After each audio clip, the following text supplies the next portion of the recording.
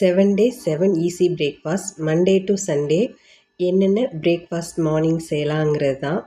நான் என்னென்ன செய்வேங்கிறது தான் உங்களோட ஷேர் பண்ணியிருக்கிறேன். உங்களுக்கு இதை பிடிச்சா நீங்களும் இதை ஃபாலோ பண்ணலாம். மண்டே வாரத்தில் நாள் சுவையான ஆப்பம். டியூஸ்டே வாரத்தின் 2ஆம் நாள் ஒரு சூப்பரான இட்லி, ஒரு சாம்பாரோடு சாப்பிட்டா செம்மையாக இருக்கும், பாசிப்பருப்பு சாம்பார்.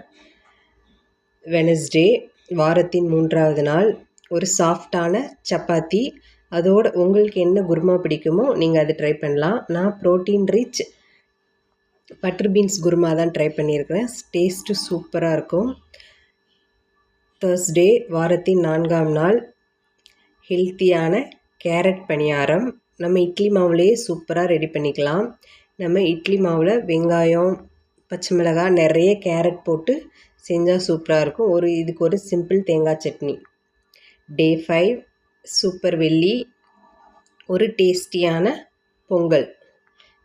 வெள்ளிக்கிழமைனாவே நம்ம வீட்டில் சாம்பார் இருக்கும். மார்னிங் நம்ம சாம்பார் வச்சோன்னா காலைல ஒரு பொங்கல் மட்டும் செஞ்சுட்டு அந்த சாம்பாரே மதிய ரைஸுக்கும் சேர்த்து வச்சுக்கலாம். 2 in 1 ரெசிபி ஆகிடும். சூப்பராக இருக்கும். ஒரு டேஸ்டியாக ஒரு பொங்கல்.